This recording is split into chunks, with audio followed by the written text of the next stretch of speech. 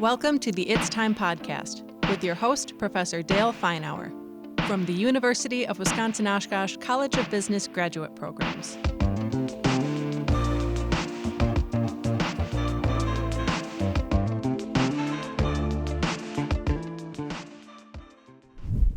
Welcome to another It's Time podcast, an offering of the UW-Oshkosh College of Business Graduate Programs. I'm your host, Dale Feinauer. Once again, we're here at A.J. Armstrong Studios to help throw a little more fuel on the flame of your desire to enhance your business management skills. Today, as for all of this first season, we're focused on leadership. I'm very happy today we have Mike Riegsecker here, who is with Menasha Corp. And I'd ask you, Mike, could you tell us a little bit about the organization you work for and what your role is? What do you do? Sure. Well, thanks for having me, Dale. And I'm excited to be here. And Menasha Corporation is just a great company. And I work for Menasha Packaging. I'm the president of Menasha Packaging. Menasha Packaging today does corrugated packaging, folding carton. We do custom combined services in over 50 locations across the United States. We're headquartered in Menasha, Wisconsin, and we've got an exciting story, and it's been an awesome privately held company to work for. Great. So you're president. Well, for people who may not be aware of what that means, and no doubt varies across organizations, what do you do? So we do a lot of things, but it's all encompassing of all the functions of a business. So finance and sales and operations and pricing and human resources and all those things that come together. I've been in this role since 2018 and have over 30 years of experience in the company today. Sounds like boredom isn't a significant problem for you at work. Days go by quick, for sure. Well, tell us about you. Tell us about how you became the leader you are today.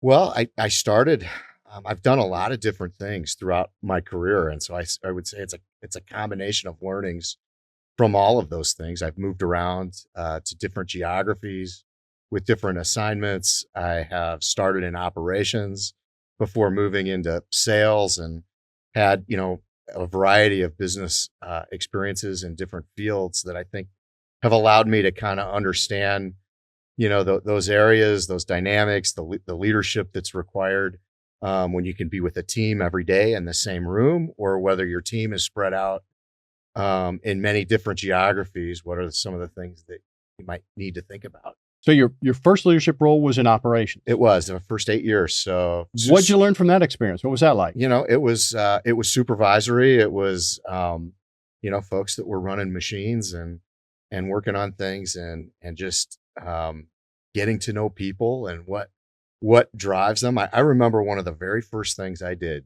that kind of, people looked at me a little strange, but I sent every one of my direct reports a Christmas card in the very first year that I came. And it's just about connecting with people, understanding who they are, and they really can open up to you if you kind of think about things through that lens.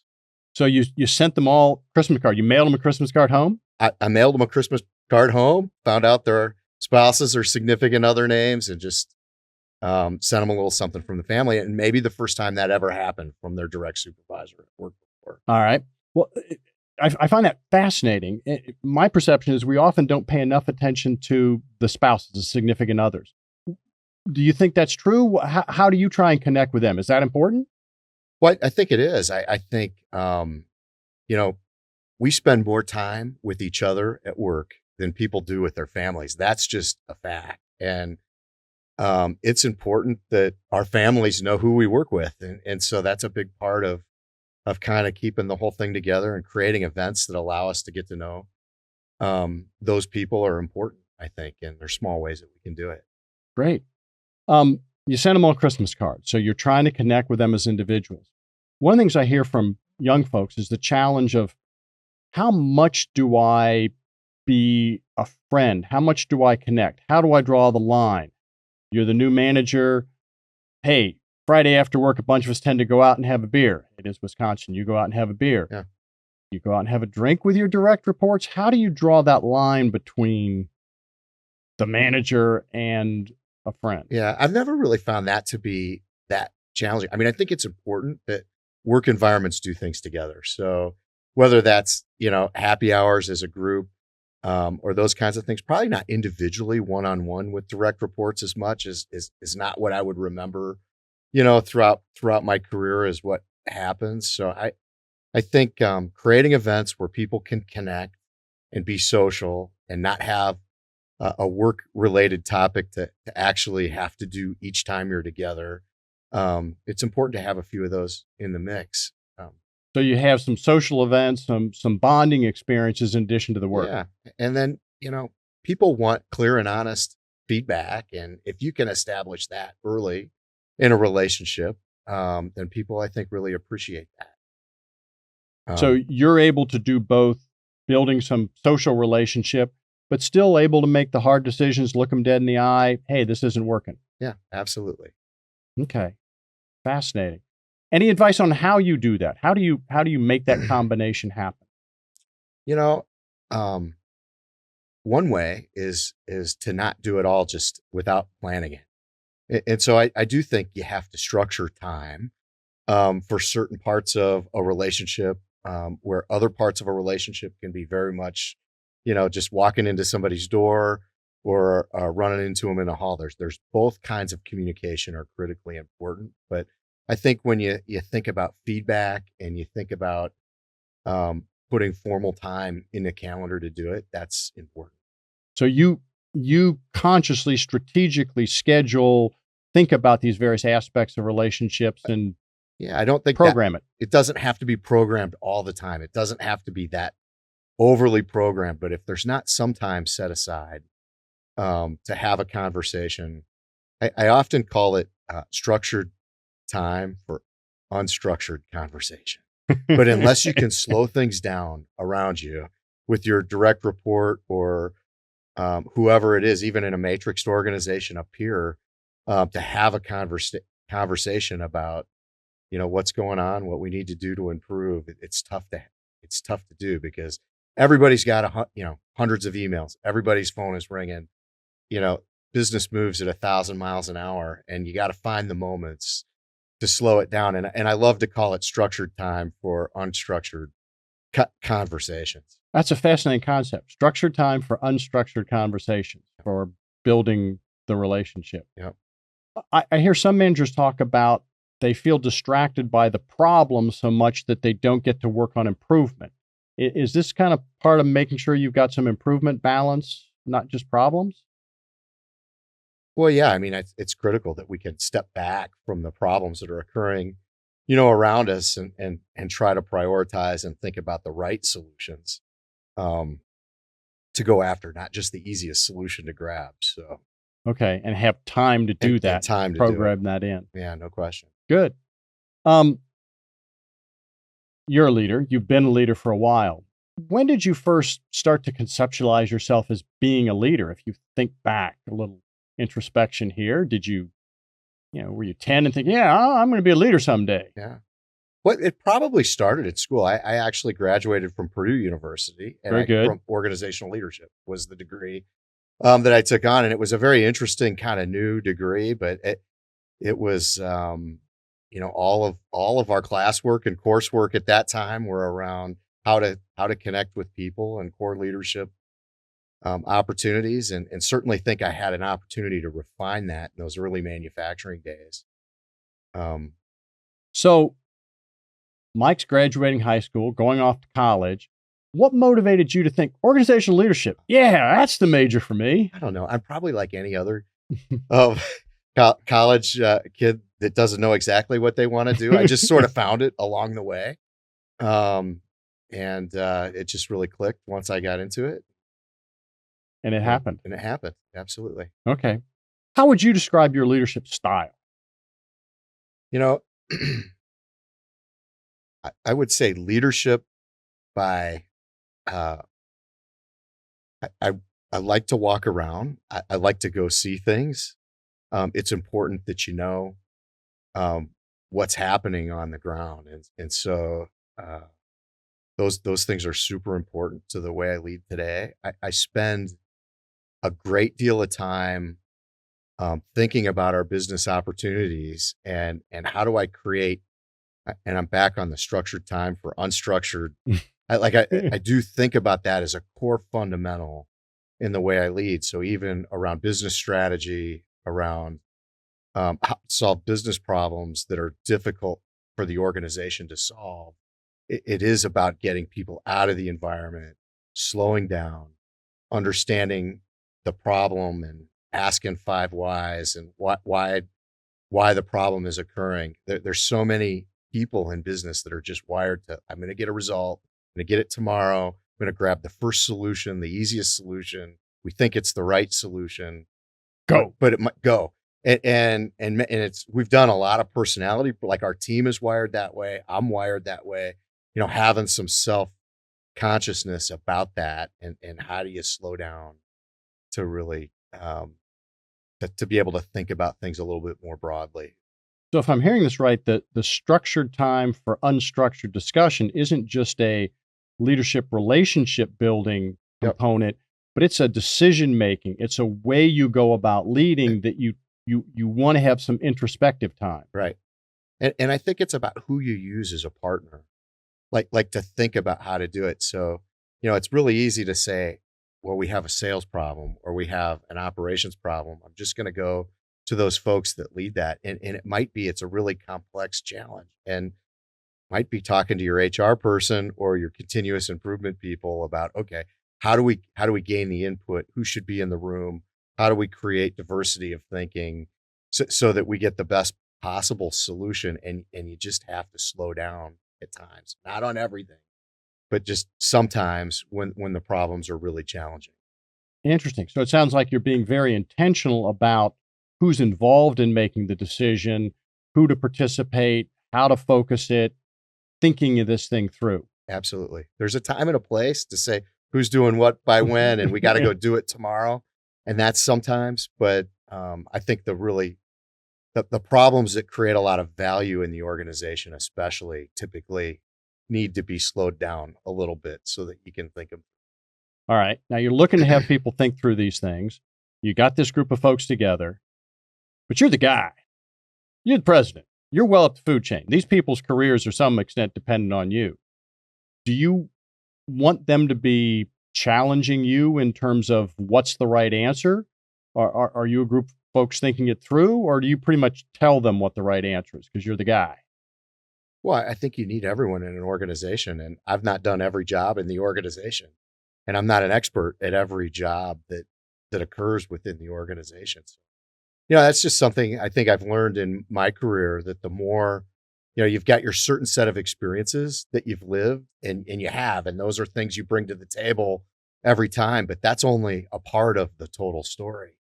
When you really look at the complex issues a business faces. So you need all those different perspectives to make a good decision. You really do. How do you get those folks be comfortable challenging you? So you walk in saying, well, I think maybe the right answer is X.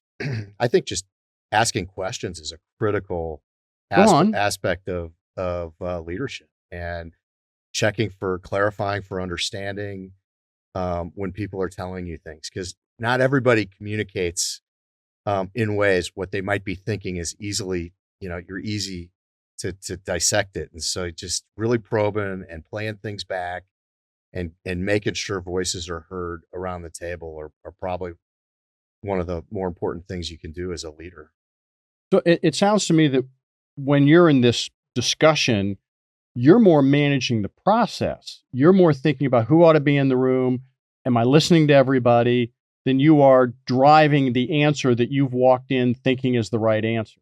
I don't think it's about that at all. I mean, I think we've all learned from those experiences when you pre-populate an answer and you invite a team to give their opinion. If you're not prepared to kind of walk out of there with a bit of a different answer, then people will respond very negatively to that. And that's the fine balance. Like if you know the solution, just tell us. That's what people will say. Right. If you want us to come in and create one, then I think that can be a very rewarding experience for everybody that's involved in that. And from what you said earlier, there may be times that you walk in and say, here's the solution. Sure. And that's okay as a manager to say, look, I'm in charge. The answer is X, go. Yeah, I think absolutely that's okay at times. So, I mean, you're always checking in with the group, but not every decision needs a process.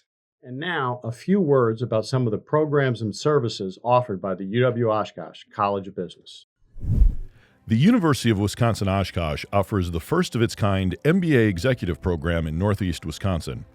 Cohorts meet on weekends at the Appleton Executive Education Center with options available in a 12 or 16-month timeline.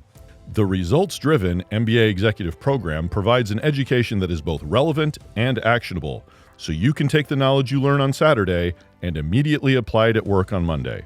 No GRE or GMAT required. See if the MBA executive program is right for you by visiting uwo.sh/EMBA. That's uwo.sh/EMBA. It's time to achieve more with a graduate degree from UW-Oshkosh. I hear some managers, maybe younger managers, who have so absorbed themselves in the employee empowerment role that they're uncomfortable with the concept of looking at a subordinate dead in the eye and saying, no, this is the answer, go. How do you explain to them why that's okay? Yeah, I think, accountability, and it's just always fascinating to see, certain people in an organization that just are really comfortable with accountability and decision-making and feel empowered in their jobs. And if I make a mistake, it's not the end of the world, and others that are really reluctant to do the same thing. So everybody responds differently, but it is about creating an environment where if somebody makes a mistake, it's not the end of the world. And it never is. It's hard to think about where one decision is a defining moment. It just doesn't work that way. Right. You're not the president of the United States with your finger on the button. Right. Exactly. And so it really is about, preparing people to be in the best position to make the best decision if they're called on. Accountability. What role does accountability play in your leadership style? Well, I think there's a number of ways. Certainly alignment to metrics is a key fundamental that people have to know, what they're driving towards, and alignment around values and around the way that we want to operate in the organization is just a fundamental, and you have to invest some time in making sure that's the culture that exists. And then I find that, asking people to report out on how they're doing versus reporting to them how they're doing is a really critical way to kind of test for understanding of folks. Like, do they understand the accountability that's in front of them? And kind of a story. I remember one thing in the operational world that I was in many years ago. It was the first time I kind of learned that. But our schedulers would tell all of our supervisors how we did the day before in our morning meeting, and just a simple thing where now each supervisor had to bring how they did the day before in that same meeting, same people, but it had a pretty profoundly changing effect on the dynamic of accountability and ownership that people felt. That's fascinating. Talk about that. They felt more than ownership? I think what so. Happened? It's just, I get in the morning, I got to figure out what we did yesterday. I'm the one, it's my voice that's talking about how we did, that day. And it was just a small thing versus, walking into a meeting where maybe they didn't know how they did the day before because the scheduler would tell them because they were kind of wrapping up the performance for everybody. And they didn't have to own how they did the day before. And just in the way they reported out, just a really small thing. Question, self-awareness, the ability to self-reflect. Are those important characteristics for a leader? Yeah, I think they're huge. And it's hard to find time to do that. That is one of the most challenging things a leader faces today. Another one of those areas where it's structured time for unstructured way to kind of do reflection. I keep a notebook. I've done it in my garage because I can't do it at work because there's too much noise, around. But why your garage? I assume you have a house with a room you could do it in. I do, but with a broom in my hand, it's actually kind of therapeutic to Go to on. clean the garage a couple of times a year, and those become reflection points. I kind of prefer that my wife doesn't help me, on those days with that project, and literally a notepad on the workbench. Well, I'm maybe spending an afternoon, and so just some examples of things that I've used for self-reflection. I've done better over times at journaling. That's tough, but that is very powerful. To be able to do that as a leader as well, and classes to help keep it current. It has been helpful. I've had a lot of opportunities over my career at Menasha just to engage in development opportunities that, you hear it. It's hard to do. It takes discipline to do the self-reflection thing. But then do you encourage those that are leaders in your organization that report to you to engage in self-reflection and self-analysis? Yeah, I mean, that's an interesting point, but it probably not quite as much as I should, reflecting on that. I think, but the folks that excel, especially, continue to grow in their careers, it's a fundamental that is important. Okay. I'm guessing at some point, I'm going to go on a limb here, that in some of that reflection, you've at least once identified that you did something that wasn't ideal. You've had some failure in your career, at least once. What have you learned from failure? Well, I think like one of the things that I've learned that's quite interesting. I like the way your eyes just lit up. Oh yeah. One of the things I've learned from failing.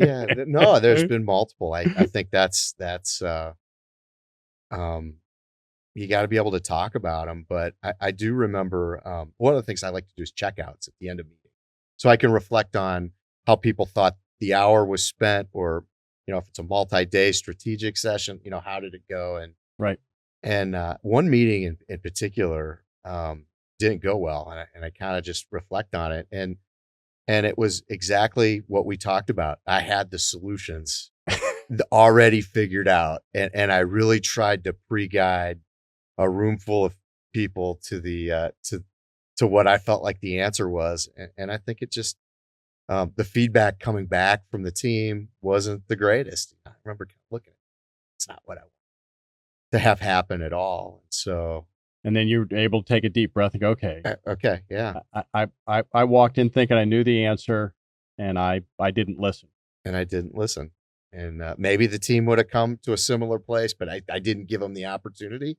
Maybe they would have been in a different place, but creating that environment is important.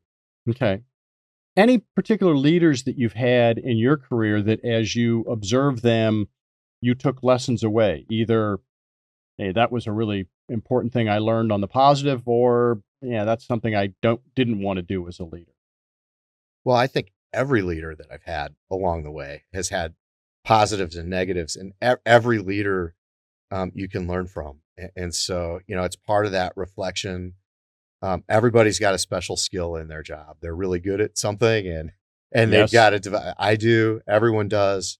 My bosses all have. And so, just kind of understanding that there's no perfection when it comes to people is important, and really trying to put the best everybody together.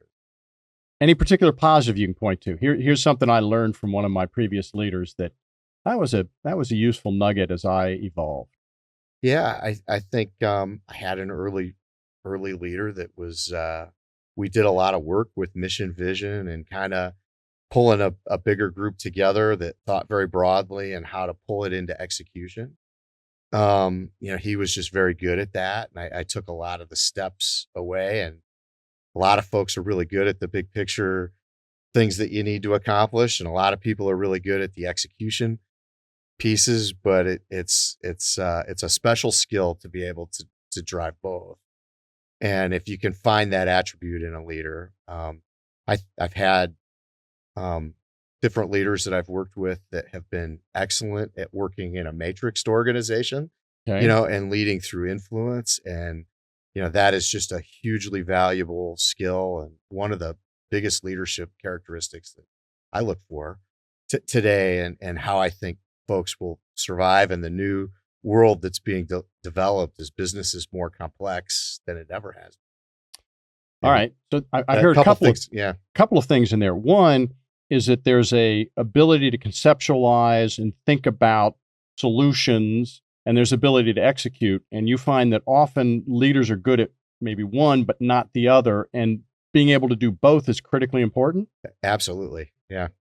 You need them both. If it's all execution, you don't get the right big picture thinking. If it's all big picture, and you don't do anything with it, it doesn't. Having really great ideas that don't happen, or having great execution of terrible ideas. So how do you find people that are good at both? How do you get both to happen at Menasha Corp? Yeah, I think that a good example of what we do as a team around our strategic planning is we go off for 4 days and we start very high level, talking about our markets, talking about areas that we might want to expand into, additions to our value proposition, and kind of bring it in to our people, to our operations, what would have to be true, and then just prioritizing to hurts, accountable names, and who's going to do what by when. And so you kind of have to be able to walk through a process that really lets you expand thinking and then get into the execution piece. And it can sometimes be challenging with the team because so many people, including the way I'm wired, is you want to start with the who's going to do what by when. And I've got to let the big picture drift for a while and kind of let it go around the room, and you're not sure where it's going in the beginning, but you got to bring it back. So, and I assume you find some people that are uncomfortable with the big picture because they want to get to the details, and some people that when you get to the details, they're uncomfortable. Yeah, that's not their thing. Yeah, you need to put them both in the room. That's wonderful. Anything you've learned from a leader that you took away and said, that's something I'm going to make damn sure I don't do? I mean, no names. No names. So I mean, I'm sure I'll come back to that conversation in a minute. We'll cut this part. But what do you look for in leaders when you're looking at folks and thinking, that could be somebody who would move up in Menasha Corp's leadership hierarchy? What tells you that they might have it? Yeah. Leading through influence in a matrixed organization is rare to find people that can excel at doing that. And if you can notice it, those people will do very well in a variety of opportunities and different roles in a company, in our company, and I think in any company. Talk about that distinction. I think if I'm hearing this right, there's leadership through influence, and there's leadership where I'm your boss and I'm telling you.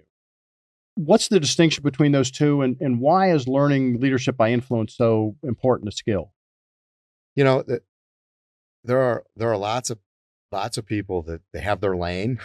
Stay in your lane. This is my function, or this is my thing that I can do. But so much of their success depends on a peer's success, or depends on what someone else does in the organization, and taking time to understand their challenges and how to ask questions about how problems are interconnected, between the different things that aren't controlled in one place, is just really, really valuable. We need doers.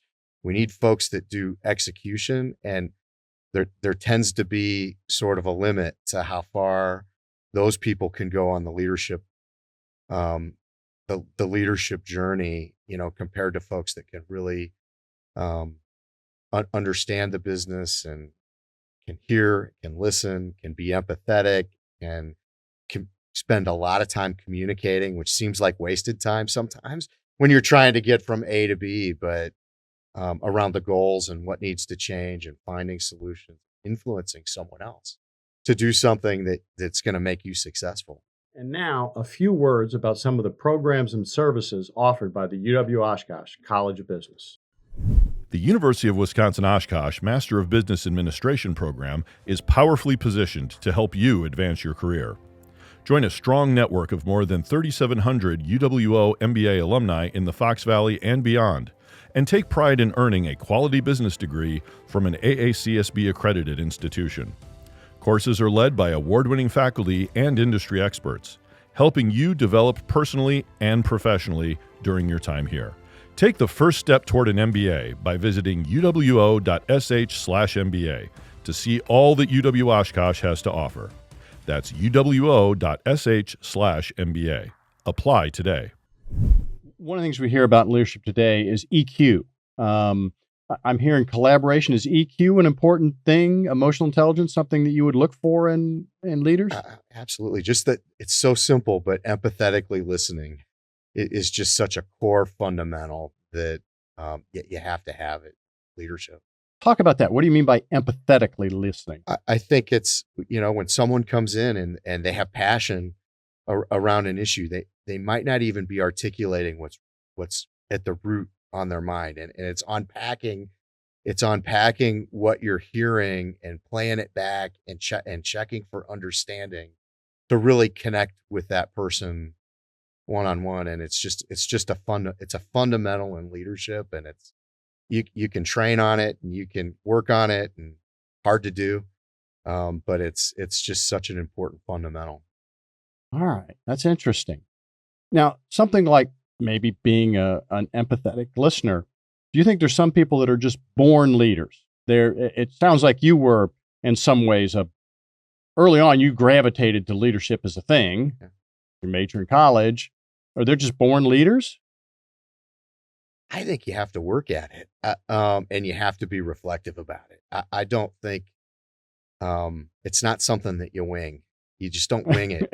and I mean, going back to the early training that I've had, I mean, how to empathetically listen has been a part of it. And I've had to constantly remind myself of that, because my personality tendency is to get to the solution, get to it quick, and get results. And that's an important quality too, but it's got to be within a moderated, leavened a little bit with a more thoughtful approach. And as you depend on more people to help you, do things, I think just being able to listen and unpack is key.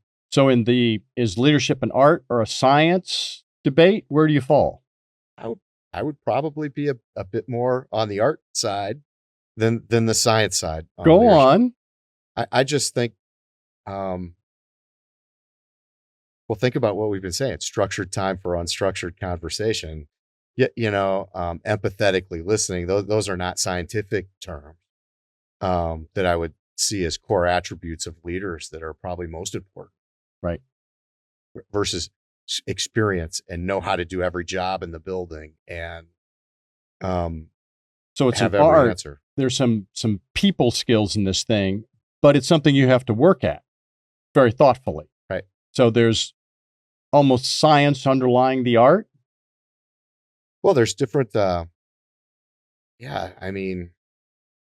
different things that happen in a business, right? A business has days that are really good, days that are not so good. Yes. And so, those all require different approaches, different urgencies of getting people aligned. And so it's understanding the nuance of when you're in something that can take a little longer and something that's got to be done, quickly.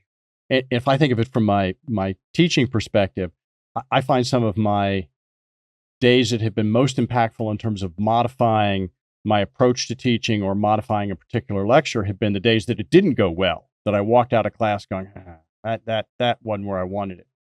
Have you found that in leadership that being introspective on things that didn't go well is a critical skill? Yeah, I think reflecting on a meeting that didn't go well. I mean, it could be as simple as that, and not every meeting's a home run. So for a variety of reasons. Is leadership for everybody? Are there some people that if they indicated to you, I aspire to be a leader, you might think, I don't think that's going to be a good fit for you? I don't think of leadership as your position in the company. Go on. So leadership, I think, is important for everyone. So when you think about the core fundamentals of the kind of culture that you want to have. You want to have people that care about each other. You want to have people that will listen to each other, that will be inclusive in the environments that we create for the types of input that we're having. We want our employees to feel comfortable to participate in that inclusive. And those are all kind of aspects of leadership. So I don't think of leadership as a hierarchical thing in the definition that I'm. So if I'm hearing this properly, you're already looking at what we might think of as leadership skills that somebody's demonstrating before they have any direct reports, before they're leading somebody, just in the way they act and participate in the organization. Absolutely. There's peers, there's interactions within an organization. There are very, very few jobs today that are just eyes on a keyboard and we're cranking just cranking it. I mean, that in the office environment, I mean, it is about working with people in almost every single aspect of the jobs that exist today.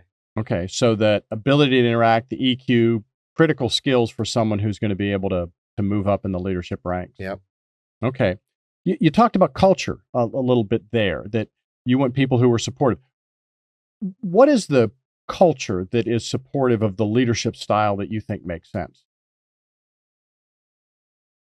Well, I think, culture is a huge word, right? So it's kind of like, when you define culture, we got a little time left. Go ahead. You want it to be like, it's like communication's a big word, yes. In leadership.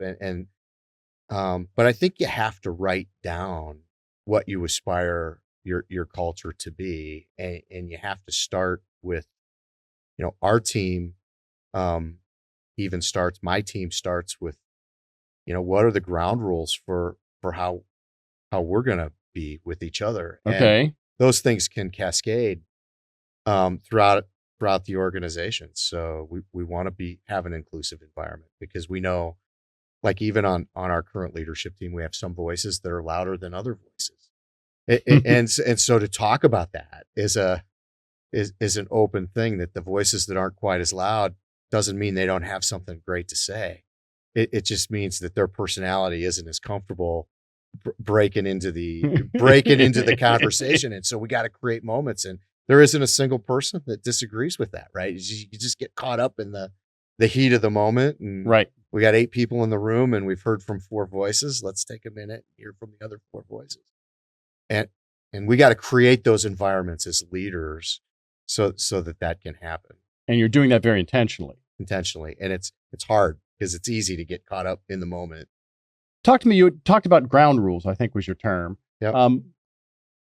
Talk more about that. What is that ground rules for how you interact? Well, we've just, we're going to do checkouts at the end of meetings, to see how we did against how we wanted to respond to each other. And purposefully thinking about just some of those things to say aspirationally, were we as inclusive as we wanted to in maybe the meeting or the interaction that we've had. And so you have to reflect on that and help people feel comfortable telling you when you're not so good at that. So, okay. So it sounds like you have almost, in the hot jargon now, KPIs, you have almost KPIs for how you interact with each other. Yeah. I think it's important to think about that in an aspirational way. And then are we living it? Okay, good. Any historical figures that you would look at and say, now there's a great leader? Interesting. I've not really, I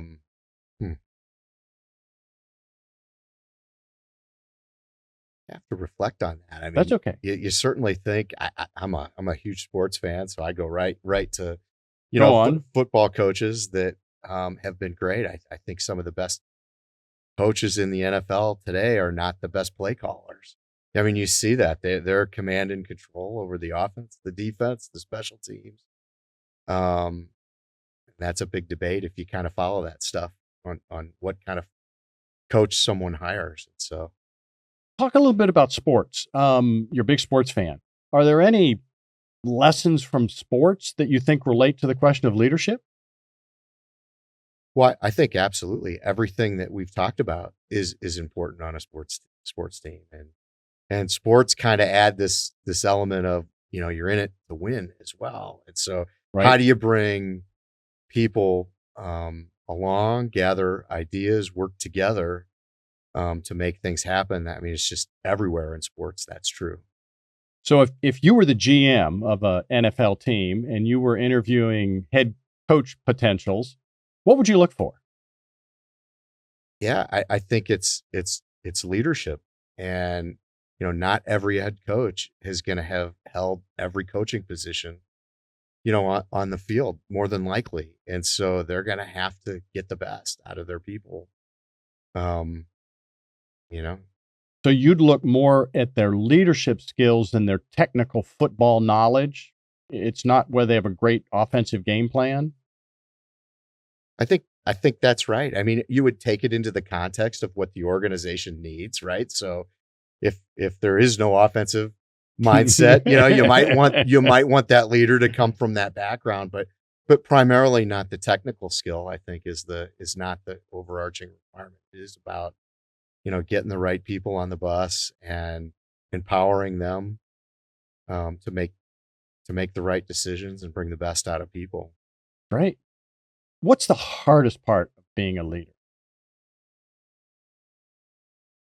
I think sometimes you leave at the end of the day and you're like, okay, what did I do today to really make us better? And it doesn't mean that day wasn't really, really full of stuff and of decisions. And it's just full of stuff.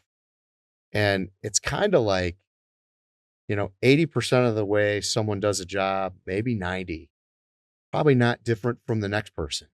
It's the 10% of the job that defines the difference. And, did you spend time on the 10% today? And that's just something. And there's some days that you walk out and you didn't, because the 90 overtook you, and you just got to make sure that doesn't turn into 1 day, to 2 days, into a week, into a month. And then you haven't done the right things as a leader to develop culture, to empower people, to get the most out of that. So I'm hearing two things in there. One is, are you really focusing on the right stuff? And two, an ambiguity when you walk out of the door at the end of the day, you don't know that you did anything. And you just have to accept that that's being the leader of an organization the size you have. You don't have clear, concrete, yes, wins. Yeah, I think, there are points in time where you have clear, concrete wins, but the farther that you move along in your career and in an organization, you get a report card at the end of the month. You have lots of things that connect you back to performance, but an individual day, it gets harder to measure the impact on those overarching objectives. All right. That's the hardest part. What's the most fun part about being a leader? Oh, it's by far, I think it is the people. And then when you watch people succeed and you watch people grow, that is just hugely rewarding. Watch an organization win on many fronts, hugely rewarding. And so those are the exciting parts. Strategy. You've talked some about how you approach strategy. Mm-hmm. How does strategy, how do you roll that into your leadership approach? Yeah. Well, we're very purposeful about our strategic planning cycle. And so, for us, our key leaders, we go off site for about 4 days. Once a year, I'll personally spend a great deal of time on the prepping for that. In fact, our meetings this year will come up in early June, and I've got a whole series of get ready meetings for the work that we're going to do, for what that process is going to look like.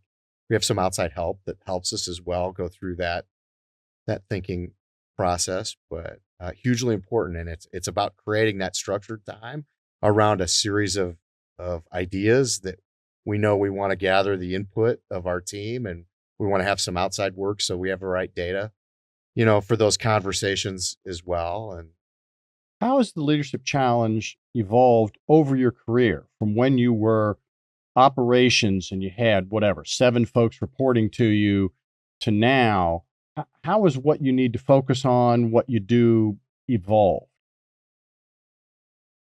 Well, I think in operations, one of the rewarding things about the operations things that you did is you could try things and you could kind of go out tomorrow and you could see if they worked or you got more, immediate. There wasn't the ambiguity. There wasn't the ambiguity. You saw the people that you worked with every day. You worked with them in the same location every day. There was just a lot of opportunity to do things easily, with people. And then as I graduated into maybe more sales related roles or had direct reports with people in different states, that part of you just had to change the tactics a bit, for how you connect with people, because it was, just different. You couldn't do it by walking around, the same way that you could in maybe those first jobs that I had. So in your earlier jobs, more concrete, you can see the outcome quicker, less ambiguity. As you evolve, you need a different skill set. How did you keep taking a deep breath and thinking about what's the new skill set that I need for this new job? I think one thing that changed is direct reports and things became farther like apart. Yes.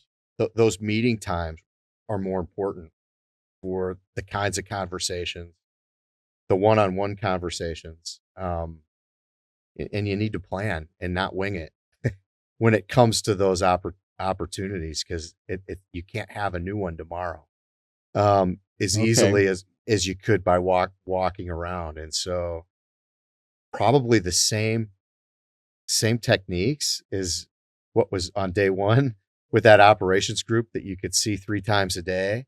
But now that you can only see that group 3 times a month in person or once a month in person, and it's got to be done more over the phone. Like, it's just, you need to kind of plan a little better.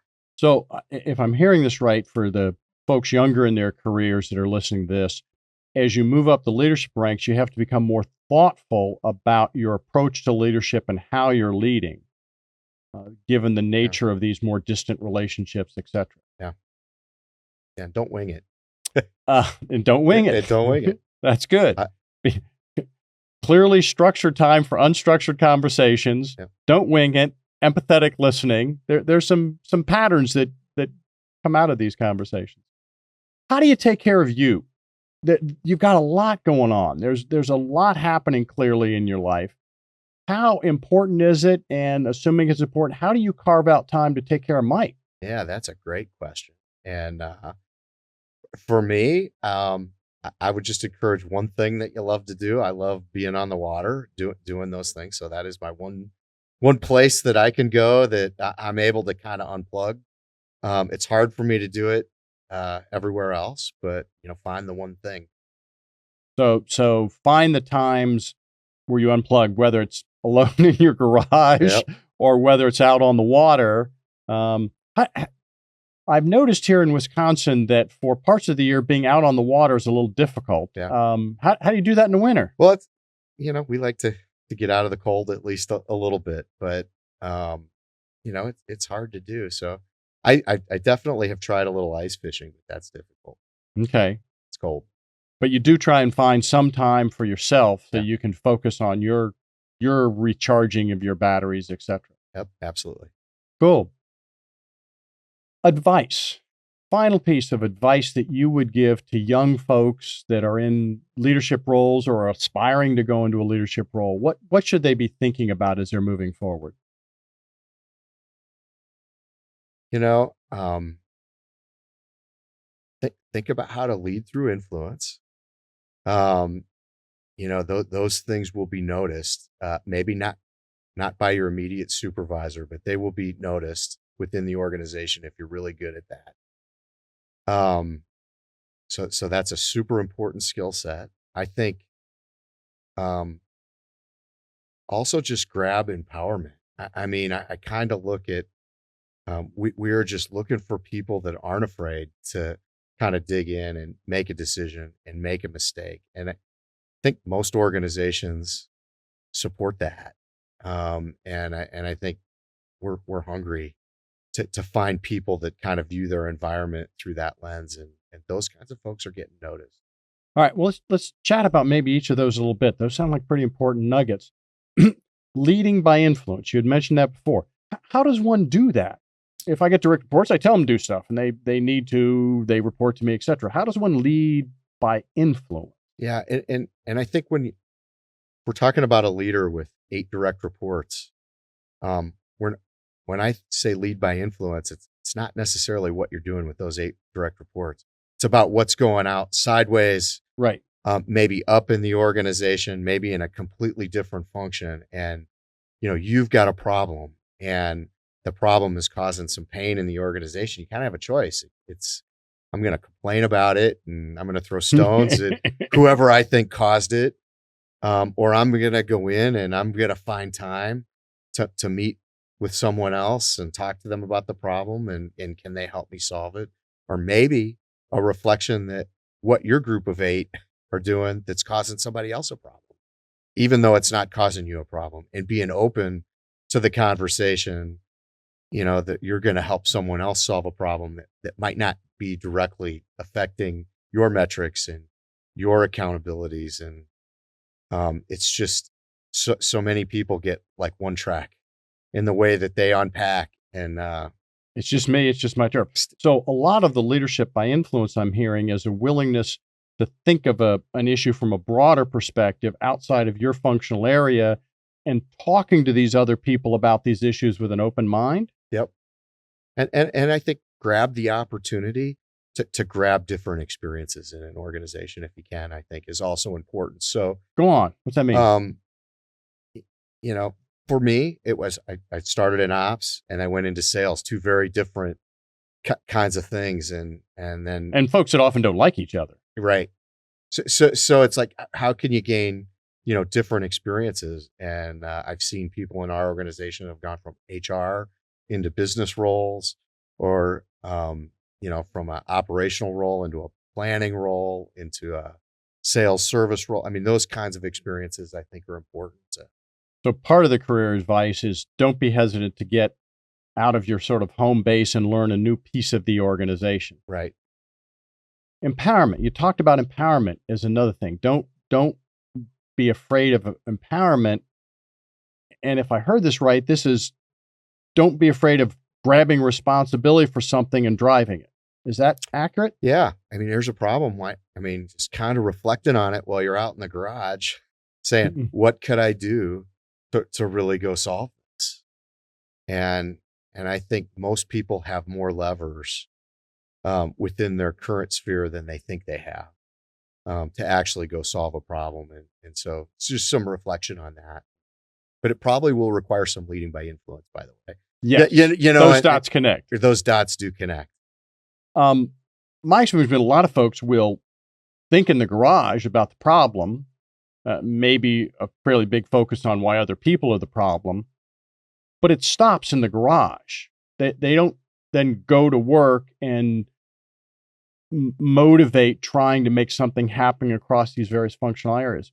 Why do you think people tend to duck that, and what can you do about that? I don't know that people duck it on purpose. I think that the daily grind, it ends up being what takes the time away from actually doing it. Every new job I've ever taken, I've had many, I have actually had a garage moment where I write down kind of this crazy list. By the way, I don't share it with my boss because I'm really not sure if I want to do everything that goes on to the list.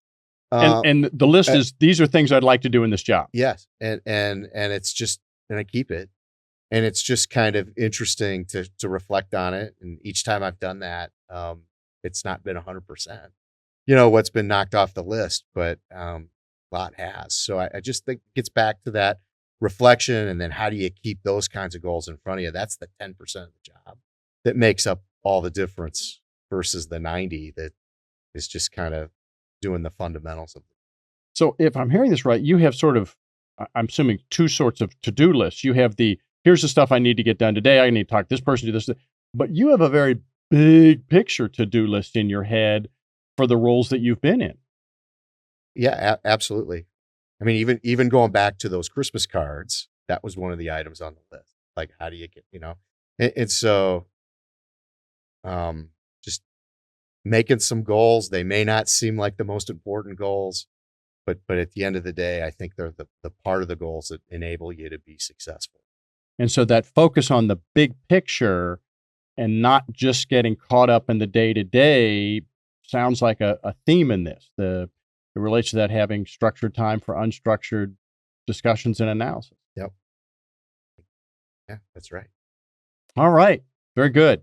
Any final thoughts on leadership? Things we haven't talked about you think are important to get into people's heads? I think we've really covered a lot of ground today. It's been an interesting reflection.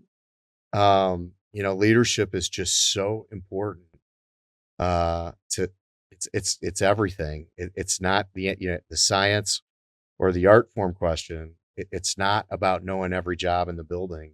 It's about understanding what makes them tick and creating opportunities to help them be successful.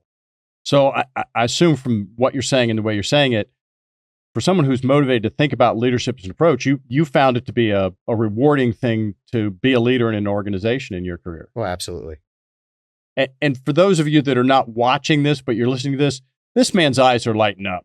When you talk about leadership, you're having fun. Yeah, absolutely.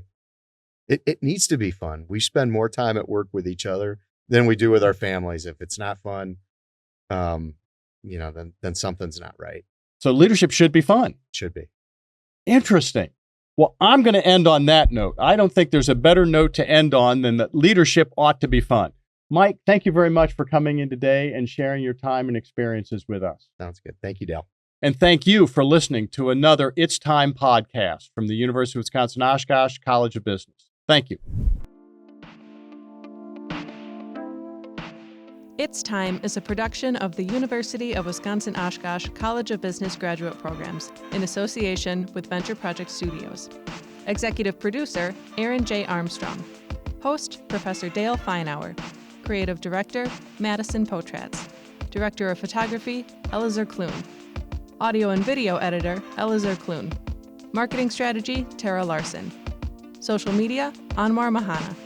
A special thanks to L Creative, Top View Media, Michael Patton, and the University of Wisconsin-Oshkosh College of Business graduate programs.